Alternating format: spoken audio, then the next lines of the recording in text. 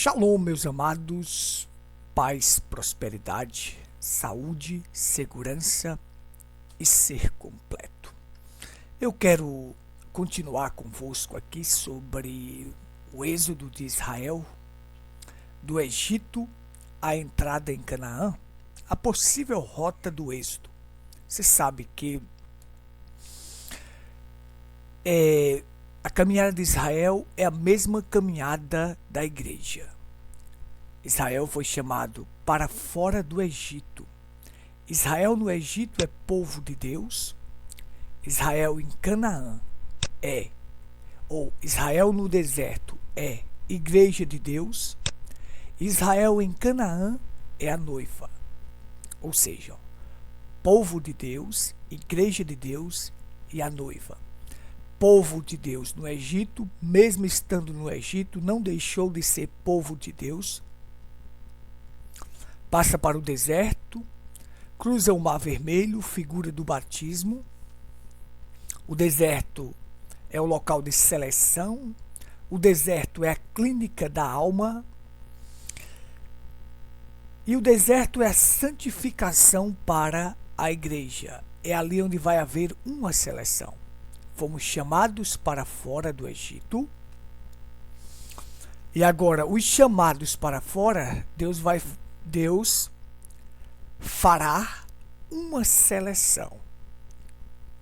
Então,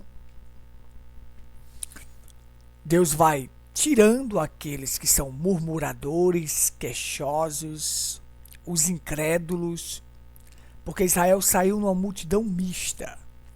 Então, vai selecionando para somente aqueles que creem e aqueles que creram entrarão na terra prometida.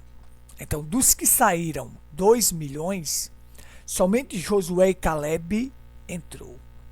Somente Josué e Caleb. Então, observe. Povo de Deus cruza o Mar Vermelho, saindo do Egito, porque a igreja são os chamados para fora do mundo, chamados para fora do Egito. Cruza o mar, figura do batismo, vamos para o deserto, para o local de seleção. E aqueles que são selecionados, que permanecem ao lado do profeta, ao lado de Deus, em qualquer circunstância, esses cruzarão o Jordão e entrarão na terra prometida. Jordão é fazer morrer a si mesmo. E a terra prometida é uma figura do batismo do Espírito Santo. É uma figura do Espírito Santo entrando em tua vida, te selando no reino de Deus. Vamos lá.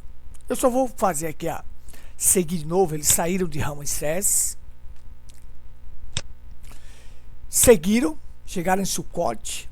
Havia um caminho mais fácil e um caminho mais curto, que era o caminho dos filisteus, mas Deus não deixou eles irem por este caminho. Observe, que aqui, passando pela Filístia, você chegaria em Canaã. Um trajeto de 3 meses, mas Deus não deixou eles irem por este caminho. Fez com que eles dessem volta no deserto 40 anos.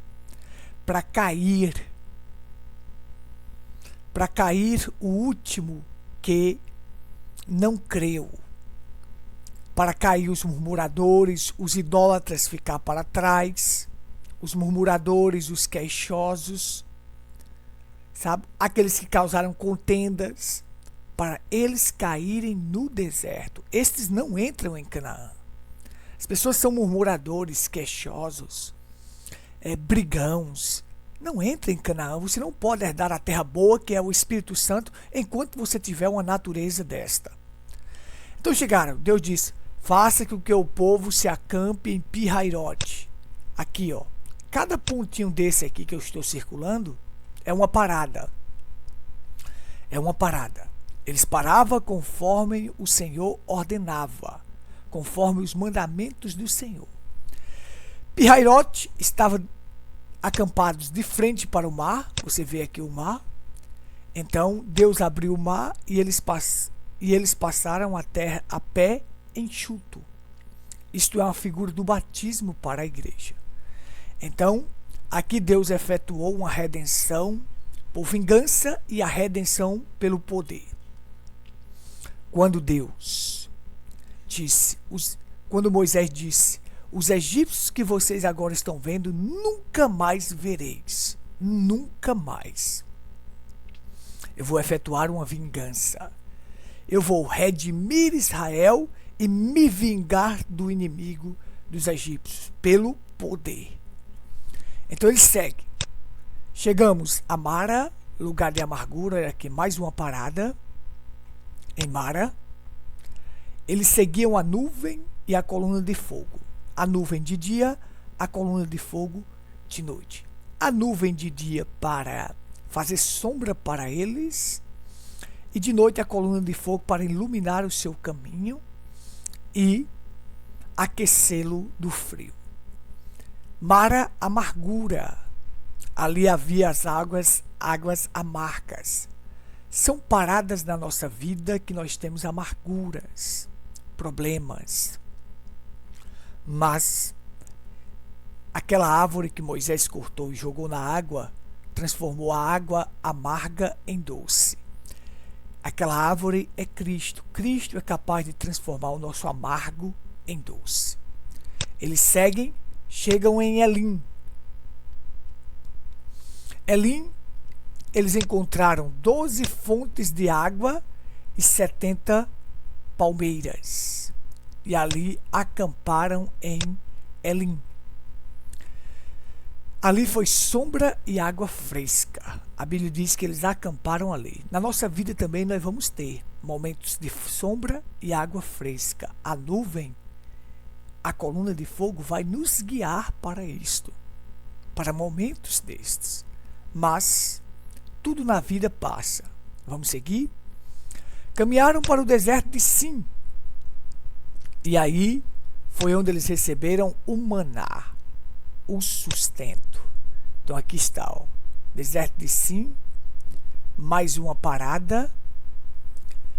Eles receberam o maná e as cordonizes, mas eles murmuraram ali por comida. Em Mara murmuraram por água, mas aqui eles murmuraram por comida, e Deus deu a eles o pão dos anjos, uma figura de Cristo para a igreja. Eu sou o pão vivo que desceu do céu. Quem comer deste pão viverá eternamente. Olha só, a caminhada de Israel e a caminhada da igreja como é tremendo. Então, quem comer deste pão viverá eternamente. O maná foi dado a eles durante 40 anos. Foi o maior milagre que eles tiveram, que durou 40 anos. O maior milagre para nós, a coisa mais maravilhosa, um projeto do amor divino, foi Cristo. Deus amou o mundo de tal maneira que deu seu único filho, para que todo aquele que nele crê não pereça, mas tenha a vida eterna. Quem crê não perece, tem a vida eterna. Então vamos seguir. Caminharam mais um pouco e agora vão chegar a Refidim. Então eles vão caminhar. Então a sexta parada aqui, onde você vê esse número 6, Refidim. Refidim quer dizer descansos ou paradas, ou lugares de descanso. Então assim, é um local de parada no deserto, entre o Egito e o Sinai. Então aqui eles pararam, e aqui houve duas coisas: eles murmuraram e contenderam. Neste local em Refidim, nesta parada aqui, entre no deserto do Sinai, entre Sim e o Sinai, aqui neste deserto houve a contenda e murmuração por água, e chamou aquele local de Massá e Meribá. Massá quer dizer tentação, e Meribá quer dizer contenda. Então, houve tentação, eles tentaram a Deus e contenderam. Olha só. Aqui em Refidim, deixa eu retificar aqui, na 7ª parada, em Refidim, porque a 6ª foi sim. Só retificando. Nessa 7ª parada aqui em Refidim, houve contenda e murmuração. Aqui eles tentaram a Deus. Moisés diz: por que tentais a Deus? Foi aqui onde Deus desanimou do povo. Nesta parada, neste local aqui, entre Sim e o Sinai, no deserto, entre Sim e o Sinai, Deus desanimou deles. Eles tentaram a Deus. Nunca tente a Deus.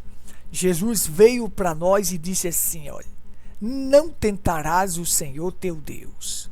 Não tente. O Deus que me fez cruzar o Mar Vermelho, que trouxe 10 pragas sobre os egípcios, cruzou o Mar Vermelho, efetuou uma redenção pelo poder, uma redenção por vingança. Me deu, em Mara, ele fez as águas amargas tornar em doce. Me fez parar num local que tinha 12 fontes de água e 70 palmeiras. O Deus que me deu o maná, cordonizes.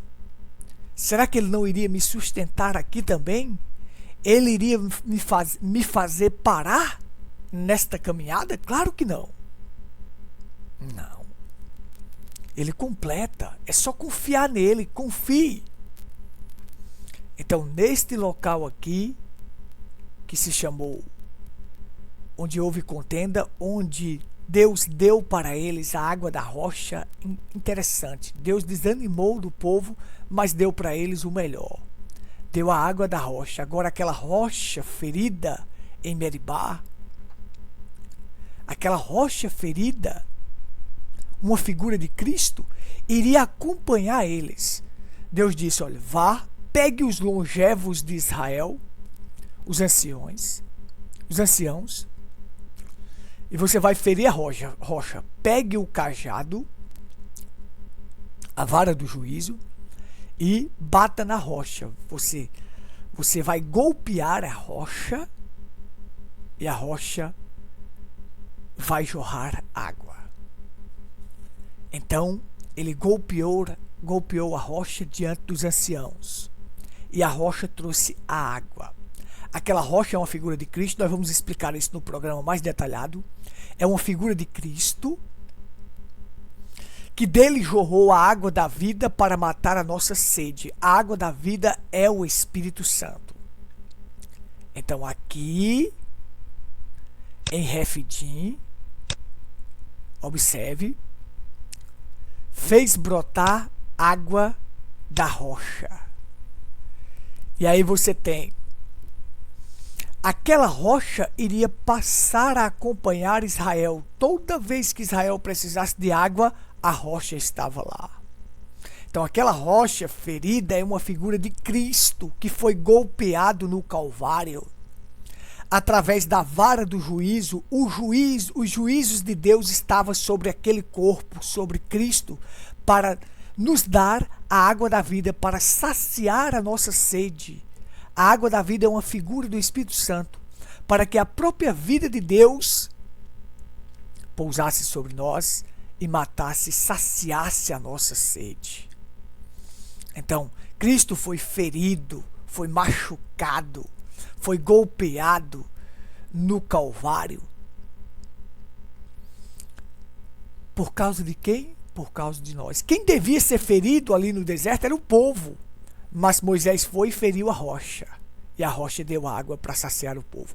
Quem deveria ser ferido e morto era nós. Mas Deus feriu seu filho para nos dar a água da vida. E aqui também houve uma coisa maravilhosa. A batalha contra Amaleque, em Refidim.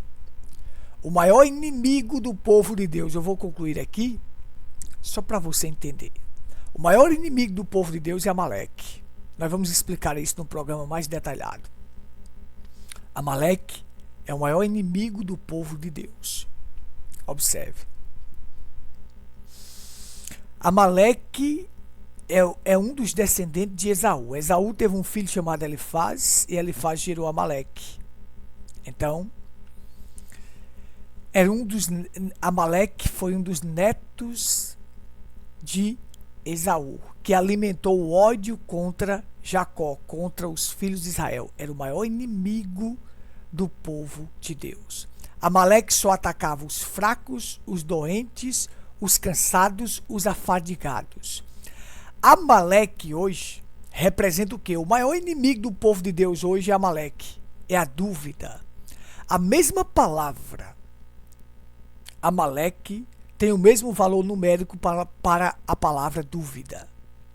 E o profeta William Branham falou que os amalequitas representam a dúvida e você deve eliminar qualquer amalequita que esteja perto de você. Então, Amaleque hoje quer dizer o quê? A dúvida. A dúvida é o maior inimigo do povo de Deus. É o que impede de Deus operar em tua vida, é a dúvida. E como Amaleque só atacava os fracos, os cansados, os afadigados, os doentes, hoje a dúvida ataca esses. Fracos, cansados, afadigados, os doentes. A dúvida ataca eles. Este é o maior inimigo. Mas Deus disse, eu quero riscar para sempre a memória de Amaleque. Você tem que dissipar toda dúvida da tua vida. Que Deus te abençoe. Eu terei outro programa explicando sobre Amaleque em vídeo. E vou explicar que você só vence Amaleque através de quê? Da oração e do Calvário. Olhando Moisés de braços abertos lá no monte, orando pelo povo. E quando suas mãos estavam levantadas, Israel tinha vitória. Quando suas mãos caíam, Amaleque começava a prevalecer sobre Israel.